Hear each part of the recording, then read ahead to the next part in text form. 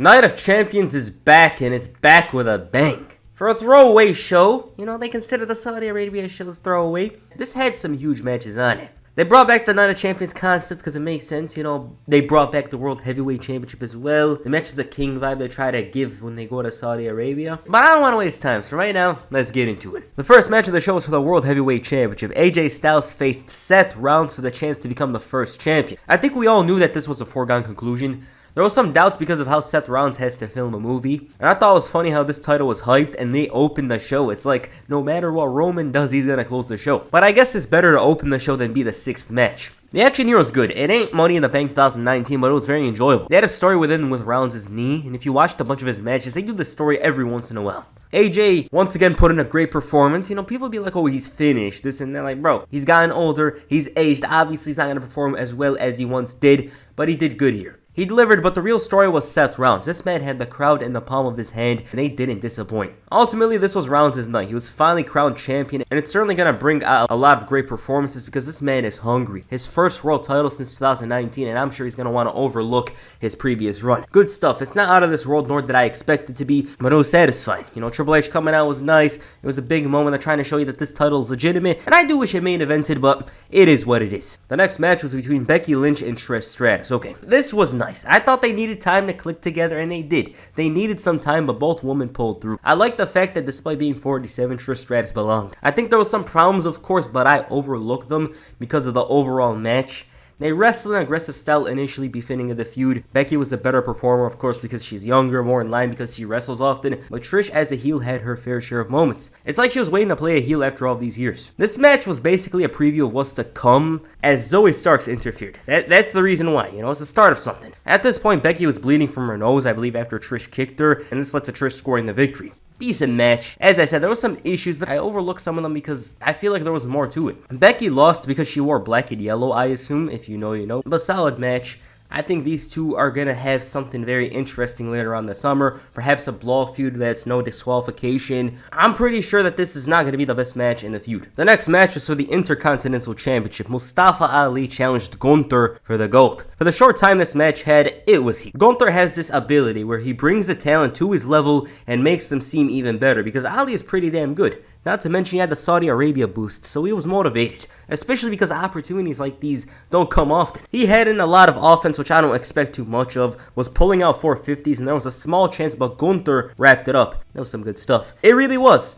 Short time, these guys made the most out of it, and if they were given 15 to 20 minutes, match of the night. Okay, the next match is for the Raw Women's Championship. Bianca Belair defends the gold against Asuka. So I didn't think they'd run it back so soon, nor did I expect the result. The match itself, decent. It's not great. It's not amazing. In my personal opinion, of course, Some of you guys might think the otherwise. You might have liked it a lot. But I like the WrestleMania match more.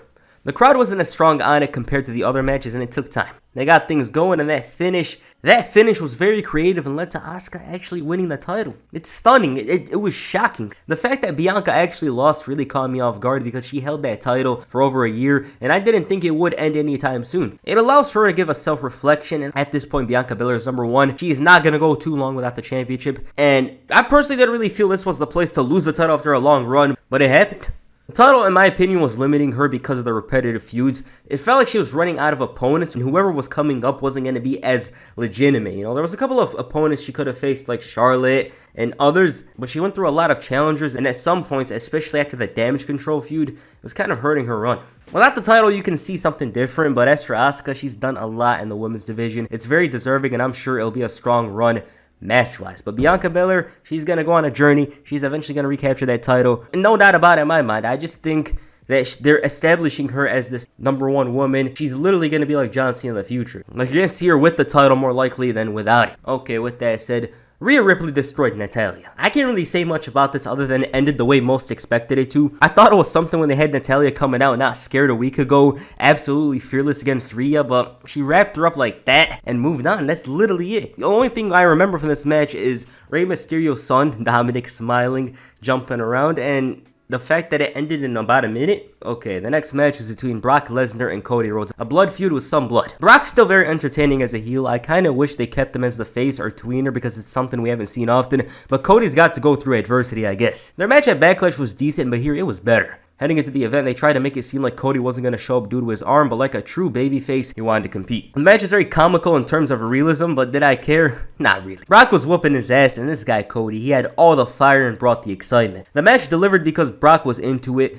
Cody's dramatic efforts, and the atmosphere. These fans loved Cody, they loved everything about him, but back to the arm. The reason why this match was very comical comes down to Cody's arm. It was both a weapon and a weakness. This man was selling the arm like hell. He was stuck in the same position for like 5 minutes. At least that's what it felt like. And just thinking about it now, it was hilarious. Cody hit like 2 crossroads, and the man had me believing that he was going to do the almost impossible, but Brock put him in position and passed him out to win. That's the logical finish. It made Cody look strong as hell. He didn't surrender to Brock Lesnar and his brutality. His body just gave out. And usually wrestling Brock is a disadvantage, yet Cody with a broken arm almost had him beat. So if you're going to do this story, they're doing it the right way. I feel like they're going the right way about it, even though, I thought things should have been different earlier on, but it's a good thing. Great match. I thought it was even better than Backlash. Who knows? Maybe the next match is going to be better than both of them. We'll see. And the main event, the Bloodline, Roman Reigns and Solo Sikoa challenged Sami Zayn and Kevin Owens for the undisputed tag team championships. Roman's pissed over WrestleMania and started losing trust in the Bloodline. Jay and Jimmy were basically on the edge with him, and he wanted to prove that he'll get the job done,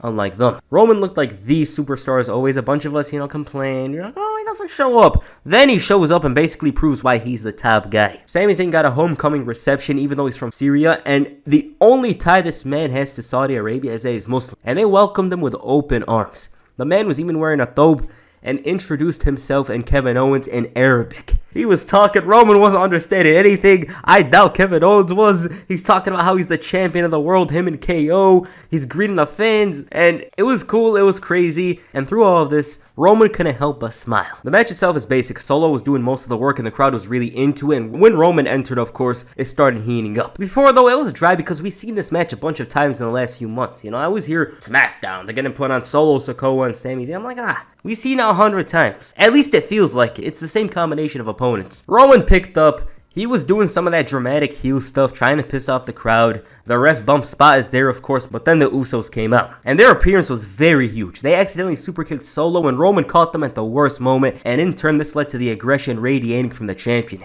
He wants his cousins to fall in line, and Jay in particular was trying to cool him down, but to no avail. So Jimmy, who had called himself the tribal chief, proceeds to superkick Roman, and this man, once he realized what he had done, it's like he snorted something in his nose and inherited Roman's power. He felt like the man. He felt like he was 99 overall, all while Jay's pissing himself over what was to come. He knew that the ass whooping was going to be generational, and this led to the Bloodline losing. Decent match. It's more about the Bloodline's implosion rather than the tag team titles, and these guys are pushing the story to the very limit, the Bookers and Vince and whoever, Triple H or whoever, and I'm here for it. It's just sometimes tough to get through the shows themselves. Like when this stuff goes down on pay-per-view, it feels big. Some segments on TV feel big as well, but it's mostly Solo wrestling in the main event and Roman disappearing. Sami and Owens didn't lose, which I thought was nice because their moment at WrestleMania didn't deserve to follow up with a month-long title reign. The run continues. As I said, the match is more about the Bloodline's implosion rather than the quality itself or the action. It was decent, but we've seen a lot of, Solo and Sami, Solo and KO over the last couple of weeks, so I wasn't really interested. But the second half of the match with Roman in there,